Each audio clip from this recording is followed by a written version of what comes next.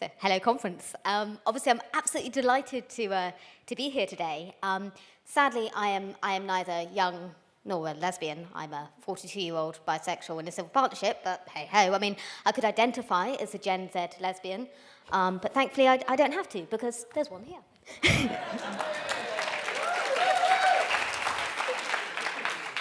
So, Alison Ellis is a TikTok creator.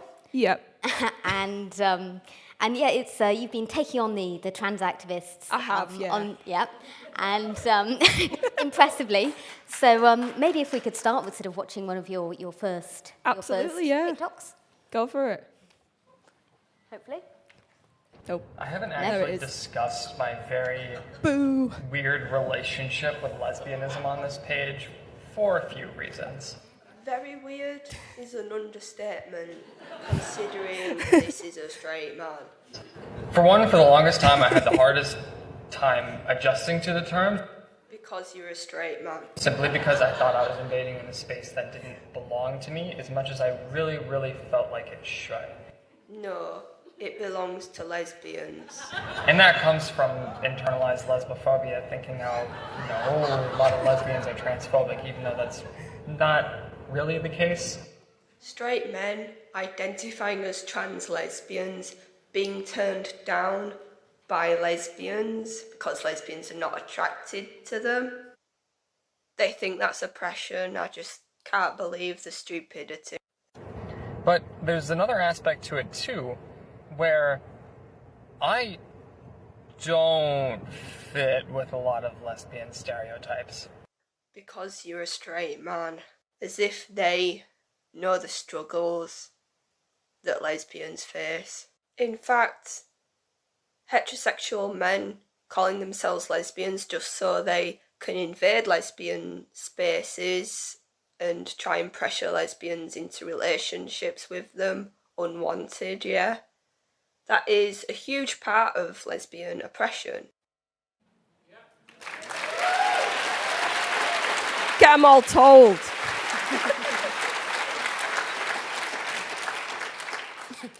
Oh no, that was absolutely fantastic. Thanks. So sort of reflecting on that and that sort of disgusting entitled man. Yeah. Really sort of made me think about something that all of us in this room will have been through, which is coming out. Yeah. So, for me, I think that was, I sent a text message to my dad. My partner, she wrote her parents a letter, and that was in the sort of 90s. And I guess it's changed now, and I know that you were very young when you came out. Can you tell me a bit about what happened? Yeah, so obviously I lived in a village. I was very isolated, and around 15, I realised I was a lesbian. And with that came a lot of bullying, and I struggled with other things as well, like low self-esteem, that kind of thing. And it got to the point where I had to seek help. And I spoke to the school counsellor, and they told me to go to the local LGBT youth group. And there, I thought I was going to find other lesbians. But instead, when I went there, we got asked what we identified as. I didn't know what this was. I just said I was a lesbian. And obviously, I was the only lesbian there. Yeah. All the other kids there identified as trans and demisexual and things like that. And it gave me a migraine. I didn't understand that shit. So, yeah. Because I didn't understand it, the next day, I got told not to come back. Yeah, I got kicked out. How terrible is that? Seriously, it's so ridiculous. But sadly, that is the reality of what young lesbians are currently facing, because when young lesbians are coming out now, they are pressured to either, one, accept straight men as trans lesbians, or two, identify as anything other than a lesbian, like non-binary or a trans man, say. So yeah, we're facing an awful lot of crap. Yeah.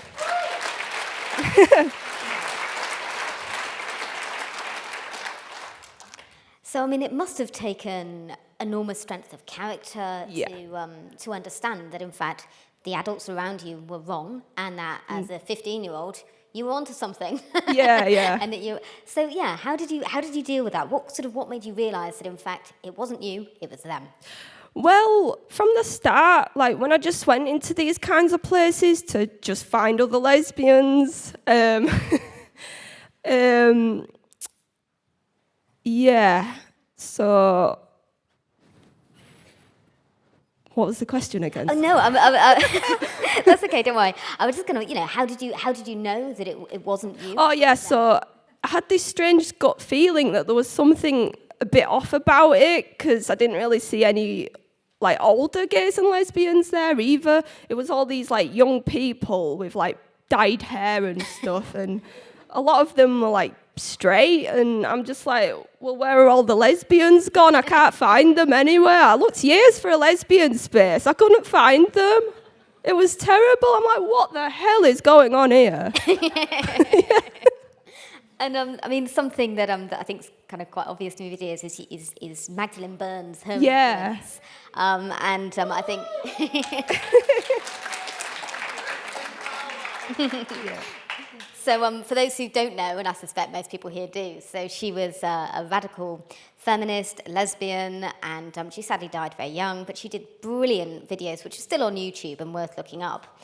So can you explain about why her sort of very straight-talking message really sort of captured you, spoke to you? Yeah, I think what stood out the most for Magdalene's videos was the way how she delivered like really factual, like a really factual way of speaking on what a lesbian is and stuff. And I think that's really important to reach young lesbians because they're coming out into an awful lot of conflation, and it's terrible because they need something that's like crystal clear, because you don't know what's going on. You're coming out into this world where people can't define what a lesbian is properly and everything like that. And it's like, what the hell is this? It's just terrible.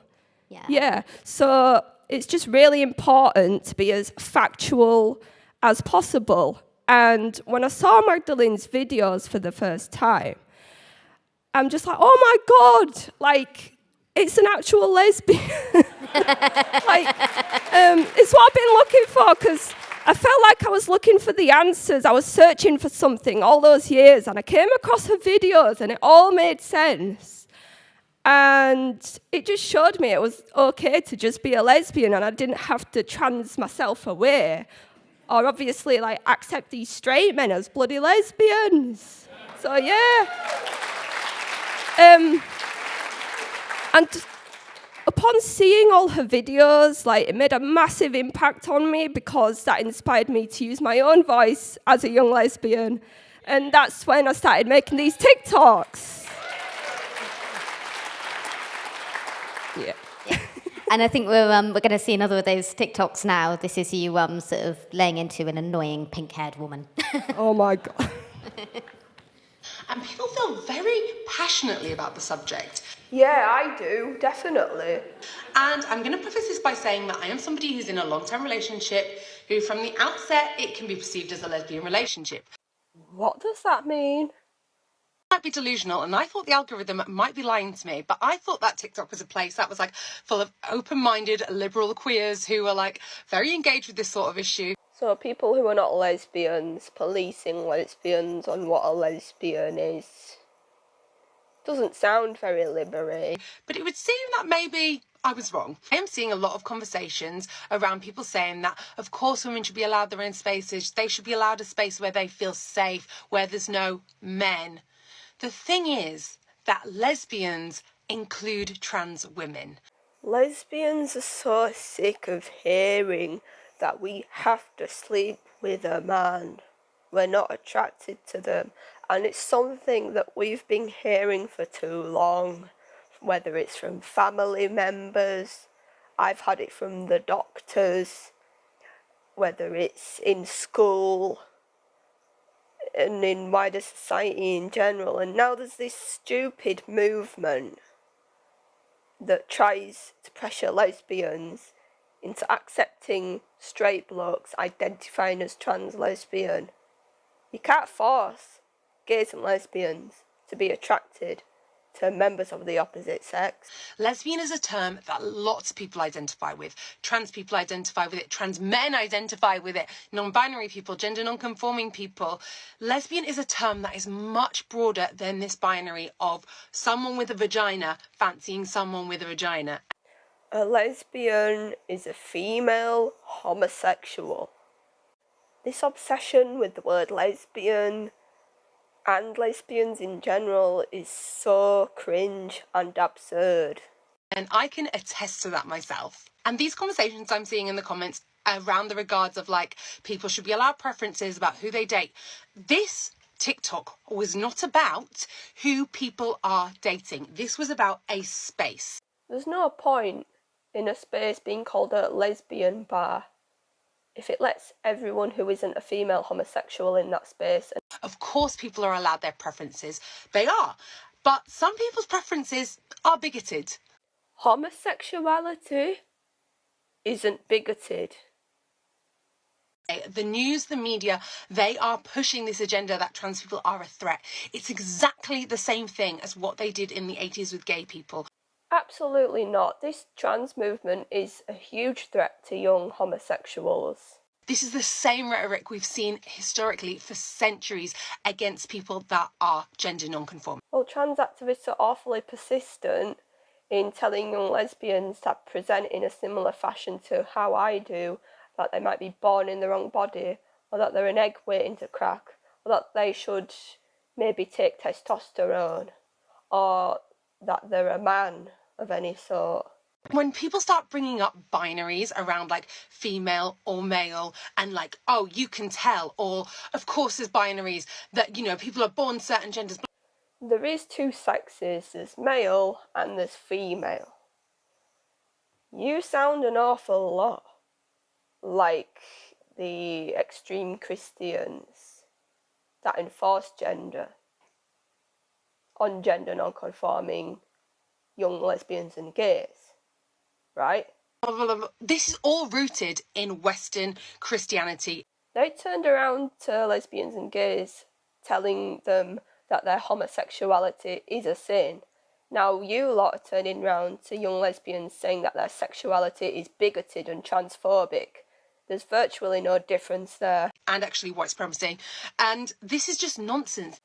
Saying lesbians are bigoted and transphobic simply on the basis of their sexual orientation is just as nonsensical as saying homosexuality is a sin.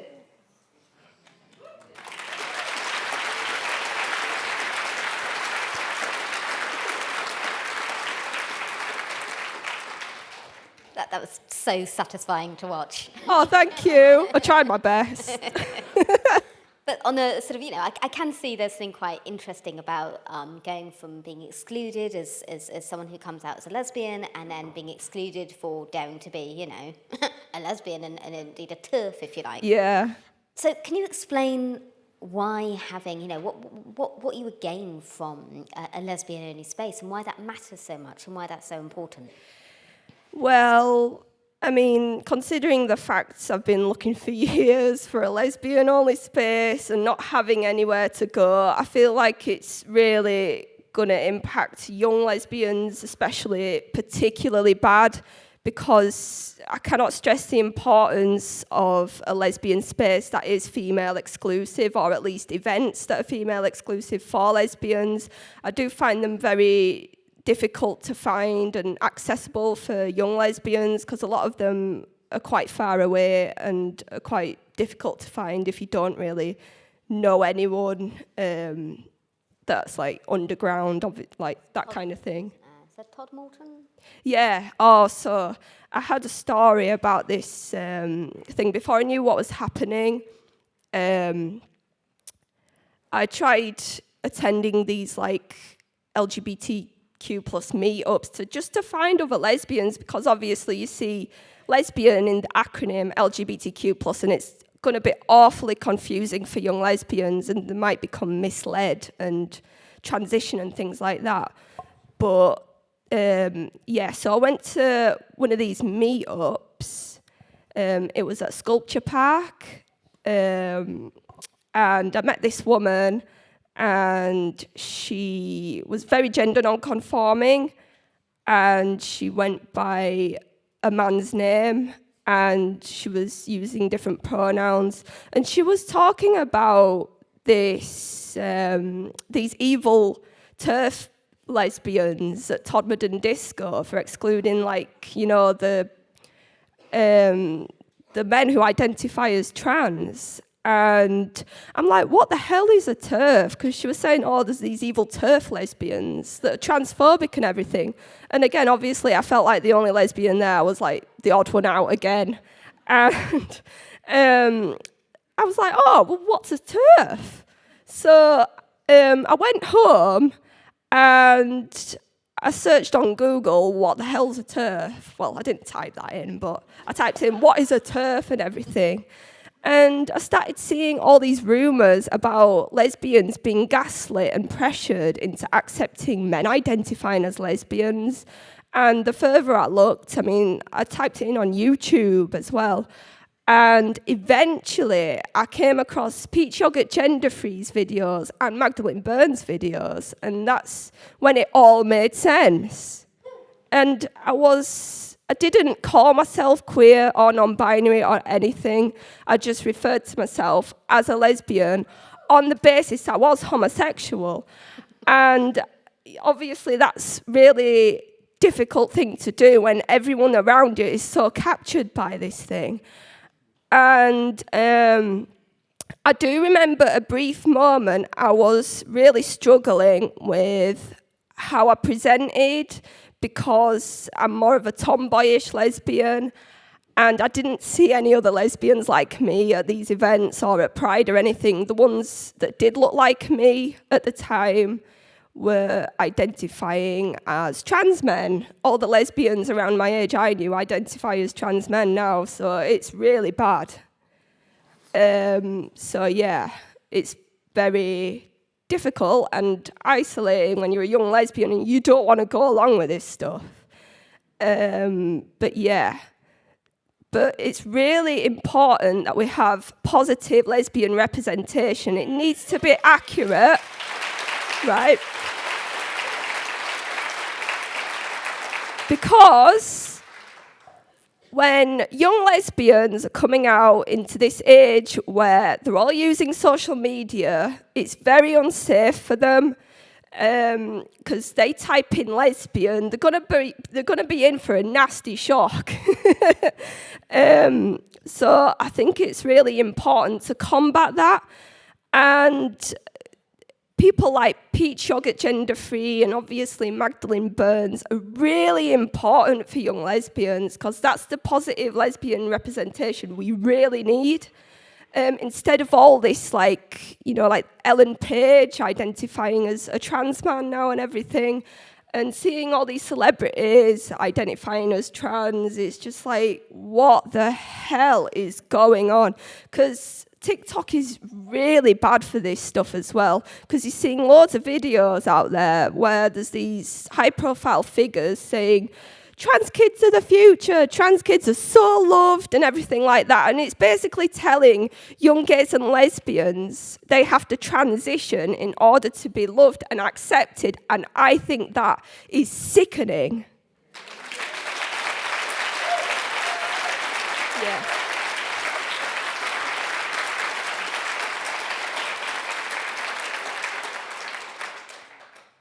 So I think something you touched on there about TikTok, I had no idea how massively influential TikTok is. Yeah. So I think if we can see the first slide, that shows, is it up anywhere? Yep. So that should show just the age and the sex of those who are using it. So it's it's also quite interesting that it's, I think the average British teenager spends over 2 hours every day on TikTok. And if we look at the next slide, shows just how many children as well under the age of 13 use TikTok. And of course, predators are well aware of how popular TikTok is, in particular with children. and notably the child transition charity Mermaids, which has stopped using Twitter or X, whatever, and it's got quite a sizable following on TikTok, as has the gender surgeon Dr. Gallagher. So she's the one who she sort of makes light and jokes about elective double mastectomies on teenage girls, and she calls it eating the teats. So I think we're just going to quickly watch one of her videos now.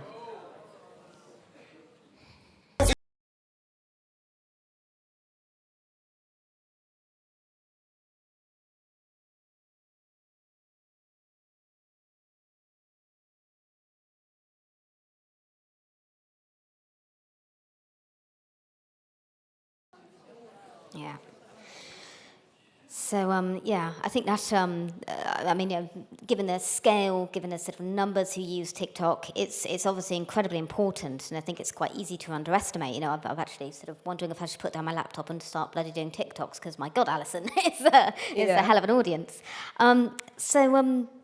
It seems obvious to me why you opted to use it, but have you faced any barriers? Do you find you're censored? Does your content get taken down? How does that work? All the time. All the time. I'm having comments removed where I state facts about what a lesbian is, because it constantly gets accused of being like a guideline violation and everything, and they always get taken down. I'm always having to appeal them, and I'm just like, I just can't be bothered with this.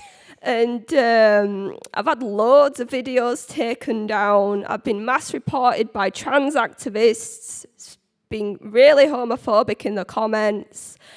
And it's just ridiculous. I've had about 5 accounts banned. I've been having to keep making new ones.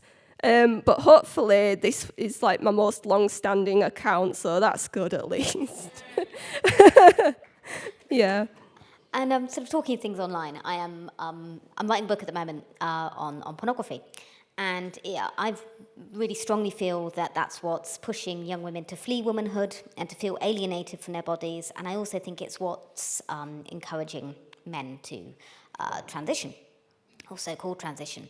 So can you explain what you think the impact of sort of, Googling the term lesbian and then, Jesus Christ, could you explain maybe what you think that might be, and maybe sort of going back to role models as well a bit, and representation. What's it like being a young lesbian and Googling lesbian? Terrifying. Oh my God, it's horrifying. If you search up lesbian, most of the stuff has absolutely nothing to do with lesbians. It's ridiculous. Like the whole pornography thing, it doesn't represent real lesbians, and when young lesbians come across that, it's just it's horrible. Because you're not seeing anyone that's actually like you, like Peach Yogurt Gender Free, like Magdalene Burns. You're just seeing all this stuff that has nothing to do with lesbians. Yeah. Thank you. And I get paid essentially to be a professional transphobe and to piss off activists. But I think, to be honest, if I was younger, if I was your age, I'd have really bloody struggled. So what's the response like to stuff you make, and how do you deal with it?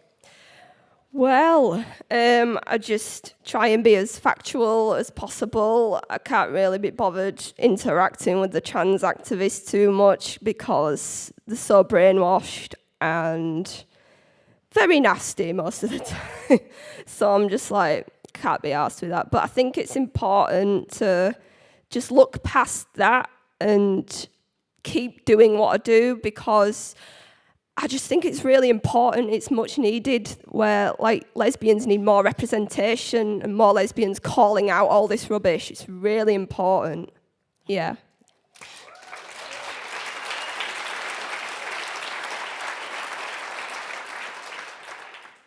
So I think, from what you've said and from what's kind of obvious to anyone with eyes, really, clearly pornography and social media are vectors for transgenderism. And that means it's something that's spread across the world. And I know there are potentially some women in the audience who wanted to share their experiences of what's going on elsewhere. So I was hoping perhaps perhaps we could turn to one of you.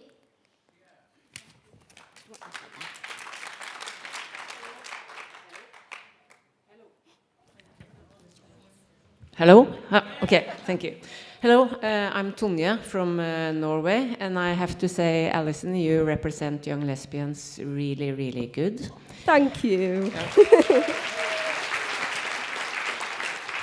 And I want to start with just telling that together with Alison, I'm making a book with the working title Real Stories from Young Lesbians, a record of woke homophobia.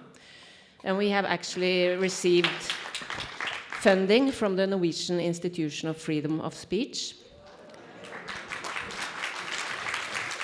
And the stories we have received so far, also from the Norwegian young lesbians, confirms the experience that Alison's expressed. Young lesbians in Norway report that the word lesbian has become a highly negative term associated with shame, and most young lesbians categorize themselves as non-binary or trans men. But I will just read some lines from a black young lesbian who have given her story to the book, if I may. To say I was a tomboy growing up feels somewhat of an understatement. I experienced gender dysphoria, and I don't know what was more challenging, convincing myself or convincing others that I was really a girl. I told my teacher that I was in love with a girl at the age of 8, but I had yet to be introduced to the term lesbian. In fact, the first time I heard the term was while being bullied at school, but I didn't dare to ask the kid what it meant. All I knew was that it was a slur and that his dad had said I was one.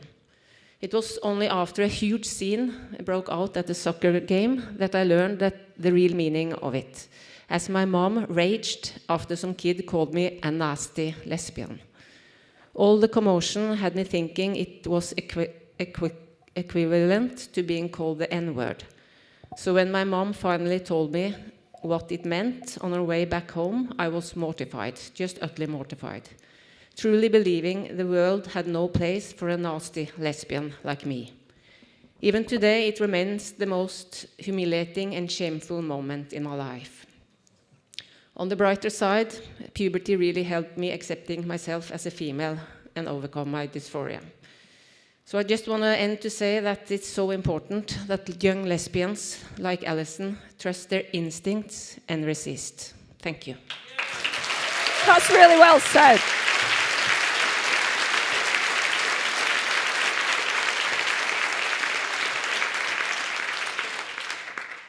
Thank you so much for that. That was Thank you. I mean, what you went sort of, the homophobia you faced, what sort of difference do you think it would have made to you if you'd have been able to call something like the LGB Alliance helpline? I think it would have made a massive difference because most of the other helplines are so captured by this stuff, obviously, and that's another danger that young gays and lesbians are facing. It's important to have a helpline that knows what a gay and a lesbian is, to really help these young people that are going through difficult times, because it can be really difficult growing up being gay or lesbian. You can face a lot of rubbish for it. So it's really important to have a helpline that understands what gays and lesbians can go through and everything like that. So yeah, I think it would make a massive difference, and it won't pressure young gays and lesbians to trans themselves away or to say that they're bigoted for the same-sex attraction, because that is ridiculous.